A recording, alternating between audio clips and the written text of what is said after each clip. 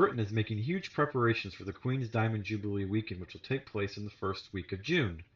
But what is a Diamond Jubilee? The Diamond Jubilee is a celebration of 60 years on the throne for Queen Elizabeth.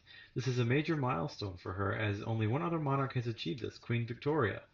To celebrate the milestone and honor her service to her realms, there will be a series of celebrations throughout 2012, culminating in the first week of June in London for an extended holiday weekend.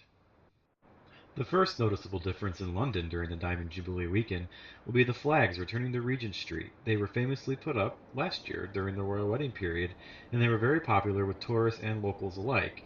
So, Regent Street has decided to put up flags again in honor of the Queen's Jubilee.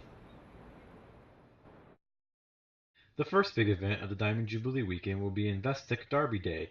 The Queen is a keen fan of horse racing, and this will be one of the events she looks forward to most, as there will be carriage processions and the entire royal family will be present to help celebrate the Diamond Jubilee.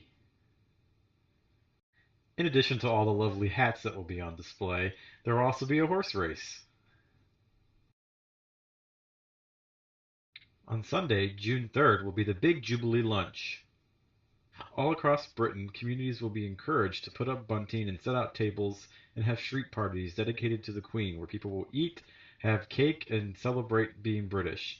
This was done in the previous Jubilees and also was done at her coronation. It's expected to be a typical day of British culture and British pomp and circumstance for everybody to participate in.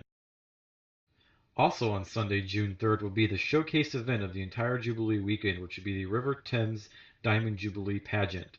It will be one of the largest flotillas of boats ever assembled on the river. The rowboats and working boats and pleasure vessels of all shapes and sizes will be beautifully dressed with streamers and Union flags, their crews and passengers turned out in their finest rig. The flotilla itself will be led by the Queen in her own special Jubilee barge. On Monday, June 4th, Buckingham Palace will be host to a big Jubilee concert as it was in 2002 for the Golden Jubilee. Musical stars of all stripes and sizes will turn out into a specially constructed pavilion that will be built in front of Buckingham Palace and host 10,000 British people who have been specially selected to attend the concert.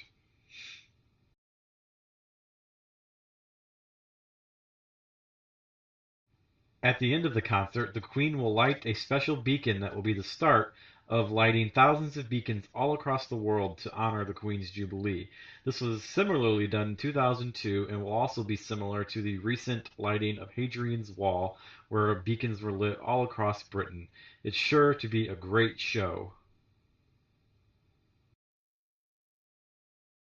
Tuesday, June 5th will see the end of the Diamond Jubilee weekend and the end of the bank holiday weekend.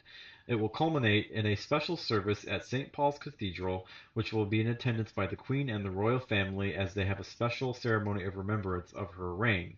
Afterwards, the Queen will go on a special carriage procession through central London and back to Buckingham Palace. British culture watchers are already saying that it will be a repeat of the royal wedding processions that took place in April of last year. They're expecting all the British soldiers to be out in their finest. The Queen will be in an open-top carriage. There will be hundreds of horses, hundreds of thousands of people, and it's bound to be a great show.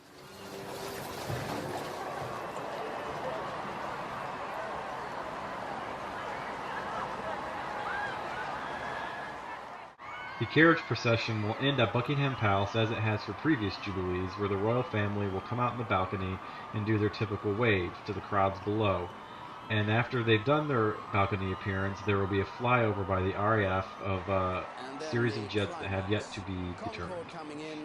Back in 2002, the Concorde took part in the flyover, but as the Concorde no longer flies, it will not be taking part this time around. It's not clear yet which planes will be taking part, but you can probably expect the Red Arrows to play a part somehow in the flyover.